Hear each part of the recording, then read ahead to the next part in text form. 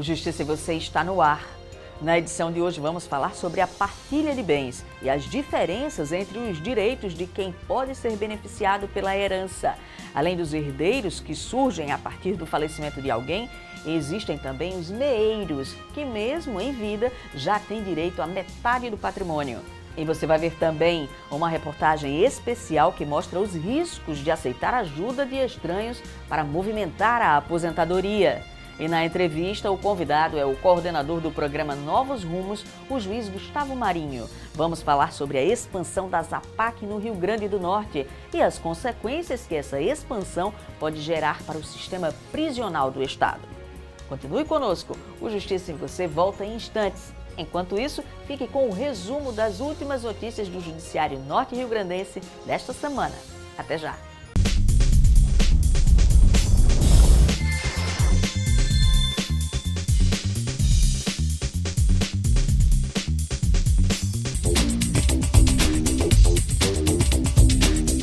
O presidente do Tribunal de Justiça do Rio Grande do Norte, o desembargador Expedito Ferreira, impulsou os novos coordenadores do Sistema de Juizados Especiais Cíveis e Criminais do TJRN para o biênio 2017 e 2019. Também tomaram posse os novos titulares das varas civil, criminal e da Fazenda Pública. Os magistrados Sulamita Pacheco, Virgínia Rego e Flávia Souza, respectivamente, foram os escolhidos.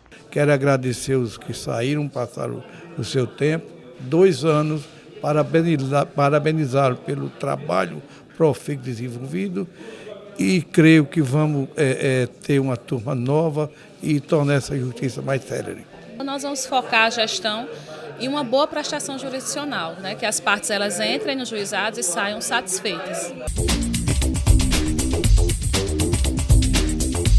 A seção cível do Tribunal de Justiça do Rio Grande do Norte se reuniu para analisar a ação de cobrança de ICMS movida por 4 municípios potiguares contra o governo do estado e a concessionária de energia Coserne. A matéria foi discutida pelo colegiado, mas não foi admitida para julgamento na sessão. Primeiro, era um assunto que dizia respeito à matéria de fato, aí não era competência daí. E segundo, que poderia ter uma repercussão maior. E sabe-se que acima da sessão tem o Tribunal Pleno, que é o órgão maior do Poder Judiciário Estadual. Todos os demais, as câmaras, a sessão, presidência, todos os que integram o Judiciário são cumpridores do que decide o Pleno. O Pleno quer dizer os 15 desembargadores no caso do Rio Grande do Norte. Desembargadores e magistrados do Tribunal de Justiça do Rio Grande do Norte participaram de um encontro com o Corregedor Nacional de Justiça, o ministro do STJ, João Otávio de Noronha. A necessidade de fortalecer a independência das atividades dos magistrados foi o principal tema do debate. Exatamente da necessidade da independência do juiz como responsável pela entrega da justiça. Um juiz que está já pressionado, quer pela mídia, quer pelo seu próprio tribunal, quer por outros agentes, evidentemente não vai entregar uma prestação jurisdicional como deve ser isenta e justa. É bom a gente ter essas instituições mais altas junto de nós, algumas orientações, algumas sugestões, e a gente vai com isso fazendo um plus para uma administração que está começando agora, do presidente do TJ e também da corregedora. Vem trazer muitas novidades para a gente, vai dar palestra a todos os magistrados do Rio Grande do Norte, como se encontra a Justiça Pública do Brasil nesse momento.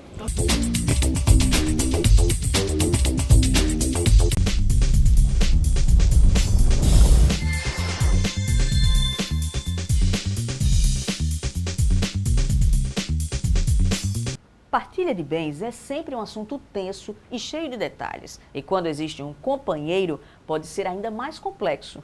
Isso porque, além de herdeiros, eles podem também ser meeiros da herança. Entenda melhor a diferença entre essas formas de partilha de bens acompanhando a próxima reportagem. Herdeiro é uma palavra bem conhecida por quase todo mundo. O senhor sabe o que é herdeiro? Herdeiro? Bom, quando alguém morre na família, né? Pronto, no caso, papai se foi, deixou 5 herdeiros. Herdeiro, para mim, é quando as pessoas falecem e Assim que os herdeiros. Herdeiro, que eu saiba, quem herda algo de família, né? Vamos dizer assim. Quando a pessoa morre, que fica um terreno, uma casa, um negócio assim, que fica para os filhos, não é isso? Já a expressão meeiro pode ser interpretada de formas diferentes. Você sabe o que é meeiro? Meeiro, eu acho que é assim, se você tomar conta de um rebanho, do patrão, aí o patrão vai dizer assim, isso aqui é de mesmo, que nasce 2 bichinhos, daquele bichinho a pessoa já tem um, né? E ele outro. Não é verdade? Não é assim? Eu entendo assim. O meeiro geralmente é um agregado de um fazendeiro, o qual a produção dele passa-se a meiar de acordo no comum acordo dos fatos de produção, sendo ela de gestão animal ou proporcional naquilo que ele for produzir. Não sei. Já ouviu falar nessa palavra? Não, nunca. Meieiro, acho que é a metade seu que fica para mim, né? Acho que sim. Herdeiro e meeiro são personagens que entram em cena no ato de uma partilha de bens de alguém falecido. Mas para saber quem vai herdar e quem vai mear o patrimônio, é preciso antes entender os conceitos de herança e meação. A meação é a metade do patrimônio comum de um casal. Por isso, o meeiro sempre será o cônjuge ou companheiro. A meação é um direito garantido mesmo antes da morte e decorre do regime de bens adotado durante o casamento ou união estável. A terminologia meação, ela não é específica da área de sucessões, ela também é usada na área de família. Na área de família, o meeiro é aquele que tem direito à metade dos bens quando ocorre a dissolução do vínculo conjugal. Então, numa separação judicial em que há a partilha dos bens ou no divórcio propriamente dito, que é quando finalmente realmente existe o imperativo de se partilhar os bens, então o cônjuge que adquire metade do patrimônio é o meeiro. A parte que fica com o cônjuge ou com outro é chamada de meação. Então isso é o produto do casamento ou da união estável. Independente se esse casamento terminou pela dissolução, pelo divórcio, pela nulidade ou mesmo pela morte. Quando termina pela morte, a gente tem a meação, decorrente do fim do casamento pelo evento morte, e essa meação ela depende do regime de bens que foi adotado. Se foi comunhão parcial, se foi comunhão universal, já sabe que tem meação. Separação de bens, já não teremos meação, né? E essa meação fica restrita àqueles bens que você onerosamente pagou durante o casamento, adquiriu realmente com um esforço comum. A herança é a parcela de bens deixada pelo falecido para os sucessores. O recebimento dela é um direito que decorre da morte de alguém e é estabelecido por lei. A linha sucessória é justamente isso, é a indicação pela lei de quem são os herdeiros da pessoa. A lei indica e a pessoa pode indicar também. A lei indica a seguinte ordem: descendentes, em primeiro lugar, filhos, netos, bisnetos, e assim por diante. Ascendentes, em segundo lugar, pais, avós, bisavós e assim por diante. Em seguida, cônjuge, que também incluímos aí o companheiro. E, num quarto momento, os colaterais, que são os irmãos de segundo grau, tio e sobrinho, terceiro grau, primos, tio, avô e sobrinho neto de quarto grau. Encerra aí. O especialista destaca que a linha sucessória só pode ser alterada em casos excepcionais. A linha sucessória, como eu disse, ela é definida pela lei. Então, a lei estabelece quem são as pessoas. Essa linha ela é praticamente intangível. Ninguém pode mexer nela. Em situações excepcionais, pode sim afastar. Um exemplo muito clássico disso é aquela situação de Suzanne von Richthofen. Ela era descendente dos pais, mas como ela participou da morte deles, ela foi afastada da linha sucessória num instituto chamado de indignidade, muito semelhante àquilo que a gente conhece popularmente chamado de deserdação. Então, nessas situações, pode se afastar, mas fora isso, ninguém pode mexer na linha sucessória. Embora meação e herança não se confundam, em alguns casos o meeiro também pode ser herdeiro. O meeiro ele também pode ser herdeiro quando é um casamento que não resulta filhos. Então, um casamento que não resulta filhos, o cônjuge sobrevivente, além de levar metade dos bens que cabe ao cônjuge ou ao companheiro, leva também metade do patrimônio que seria cabível aos filhos. Os processos que envolvem herança são julgados nas varas de sucessões dos tribunais de justiça. O site da Corregedoria Geral de Justiça traz as informações sobre cada unidade.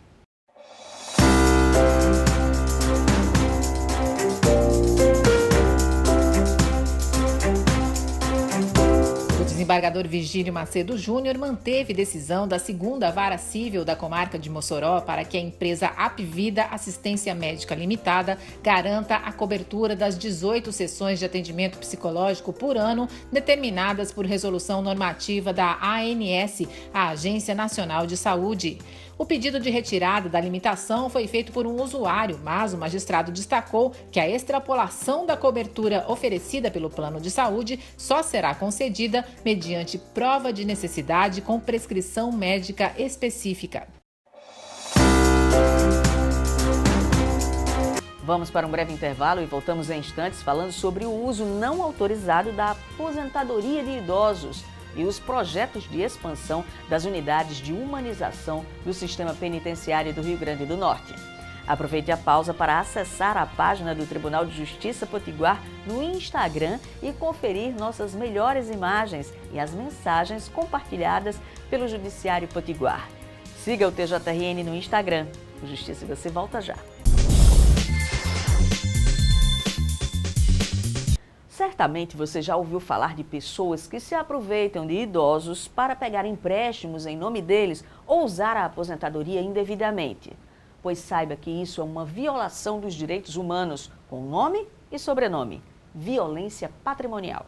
Dona Graziete vendeu todos os bens do Rio de Janeiro e veio morar na capital do Rio Grande do Norte. A idosa conta que na época foi enganada por uma parente. Uma tia acabou ficando com os recursos obtidos por essa venda. Eu não tenho raiva dela, não. Já tive muita raiva dela. Tive um ódio mortal dela. Agora... Dona Graziete é mais uma a engrossar a lista dos idosos que sofrem violência patrimonial. Esse tipo de crime é caracterizado pela exploração indevida da renda e apropriação do patrimônio da pessoa com mais de 60 anos. Existe a possibilidade de o idoso ser vítima de uma violência patrimonial praticada por familiares ou vítima de uma violência patrimonial praticada por terceiros. Se essa violência patrimonial for praticada por um familiar, a competência se transfere para as áreas de família. É o caso de, muitas vezes, o filho ou um neto usurpar do patrimônio do idoso, ou às vezes até para manutenção de um drogado em casa, que muitas vezes explora os pais, os avós. Essa matéria é competência das áreas de família. Agora, se essa agressão patrimonial for fruto de uma ação de terceiros, de um vizinho ou de alguém que não tenha vínculo patrimonial com o idoso, a competência é das varas cíveis. Esse tipo de violação aparece com frequência no lar da vovozinha. A instituição administra de forma legal o patrimônio e a aposentadoria de dezenas de idosos. Temos uma idosa aqui no lar que sofre esse tipo de violência, sofria, até estar no seio familiar. Tem 9 filhos e mesmo assim ela era negligenciada, sofria maus tratos dentro de casa de um filho. E o dinheiro dela, o benefício dela era administrado por um outro filho que, pela situação que ela chegou, comprova que ele também não estava dando a assistência que realmente ela necessitava. A idosa, ela sendo acolhida, fica 70% do benefício administrado pela instituição, 30% a família administra. E esse valor desses 30% tem que ser sempre revertido para a idosa, seja com medicação, ou atendimento médico, mas sempre para ela. De cada 10 casos envolvendo violência contra a pessoa idosa, pelo menos 4 estão relacionados a abuso financeiro e patrimonial. Os dados são da Coordenação Geral dos Direitos da Pessoa Idosa, do Ministério da Justiça e da Cidadania. De acordo com o magistrado, a pessoa que comete esse tipo de crime contra o idoso, mesmo que seja um parente, pode ser condenada tanto na esfera civil quanto na criminal. A legislação ela prevê penalidades de ordem criminal e de restrição de direitos. Então o juiz ele pode, por exemplo, afastar do lar o agressor, o usurpador do patrimônio. O juízo ele pode resguardar o direito de visita. São medidas de restrição de direito. Mas existem também as medidas criminais, Se você usurpar do patrimônio do idoso, você pode responder por crime de estelionato, por crime de apropriação indébita, por furto. Enfim, há que se fazer a análise do caso e distinguir as matérias, né, de acordo com as suas competências. Os projetos de expansão das APAC, as unidades de humanização do sistema penitenciário do Rio Grande do Norte, são o nosso principal tema agora. Quem explica para a gente como está evoluindo esta iniciativa é o coordenador do programa Novos Rumos do TJRN, o juiz Gustavo Marinho. Doutor Gustavo, seja bem-vindo. Só para que as pessoas possam entender, o que é uma APAC? Bom, a política da APAC é de aplicação de uma metodologia que já vem bem desenvolvida em alguns estados do Brasil, né, e também em alguns países, mas que tem seu nascedouro no estado de Minas Gerais. Então, lá em Minas, nós temos para lá de 80 APACs devidamente instaladas em funcionamento, com índices de ressocialização altíssimos, né? E reincidências baixíssimas, né? Então, nós temos 90% dos que passam por lá não voltam mais à criminalidade. Então, essa metodologia que importamos, que hoje existe na comarca de Macau, é a que queremos trazer, é o que queremos difundir aqui em todo o estado, né? Com pequenas unidades pequenas, unidades a partir de 80 homens. O projeto da APAC de Macau é um projeto embrionário, é um projeto que buscou trazer somente a metodologia para conhecimento público, para divulgar e para expandir com o tempo, né? Na verdade, é uma maneira de se cumprir a pena no tratamento diferenciado. Quem é que pode estar nesse tratamento, se beneficiar desse tratamento diferenciado? Nós costumamos dizer que a APAC é para todos, mas nem todos são para a APAC. Existem indivíduos que não querem cumprir a pena em um ambiente sadio. Infelizmente, pode até parecer uma coisa difícil de entender, mas há pessoas que não querem obedecer a um sistema, a uma determinada metodologia, a um determinado sistema pedagógico de reeducação. Até porque tem uma disciplina. Há um regramento de rotinas que a metodologia imprime para que as pessoas sintam, desde cedo, né, desde o momento que entra lá, que a vida tem regras a serem cumpridas. Então, esse primeiro passo de organizar, de colocar na vida dele, na rotina dele, horários, tempo, já faz parte da metodologia. Doutor Gustavo, na sua opinião, qual o papel da APAC diante desse cenário todo que o sistema penitenciário vem enfrentando de superlotação, de disputa por espaço entre grupos rivais? O sistema estaria muito menos pressurizado como está. Por quê? Pelo simples fato de pensar que se tivesse um APAC, vamos supor, em Currais Novos, outro aqui em São Gonçalo, que nós estamos pensando, então nós já estaríamos colocando em cada uma dessas APAC de 100 a 120 homens. Quer dizer, você já despressuriza o sistema, né? Você já coloca naquelas unidades aquelas pessoas daquela cidade, porque a APAC, né, como alguns já sabem, ela só recebe as pessoas daquela região, daquela comarca. Então, por exemplo, aqui em Alcaçuz, onde aconteceu todo esse problema, não estaria gente de Mossoró, não estaria gente de Pau dos Ferros, não estaria gente de Caicó, não estaria pessoas de Currais Novos, né? Estariam pessoas somente daquela comunidade. E trabalha realmente a socialização, que é o que se espera, não é? Nós entregamos a proposta da APAC é entregar o indivíduo melhor do que ele entrou. Nós temos esse propósito. E muitos deles saem melhor. E recentemente foi assinado um convênio com o governo do estado. Qual o objeto desse convênio? Bom, nós tivemos essa feliz notícia, né? E recentemente, né, o governo do estado assinou um convênio de manutenção da APAC de Macau. Então, esse convênio veio em boa hora, porque a manutenção de uma unidade, qualquer unidade prisional, ela requer muitos gastos. Você hospeda, no caso de Macau, 34 homens, 20 no sistema fechado e 14 no semiaberto. Então, você tem que dar a dormida, né, dar alimentação, né, dar toda aquela estrutura de ressocialização com atividades pedagógicas e laborais, e também assistência médica, né? E assistência social às famílias também dos reeducandos que estão lá. Então, esse convênio assinado pelo governo no valor de 315 mil e alguma coisa, com repasses mensais de 26 mil, né, proporcionará melhor estruturação das atividades do dia a dia.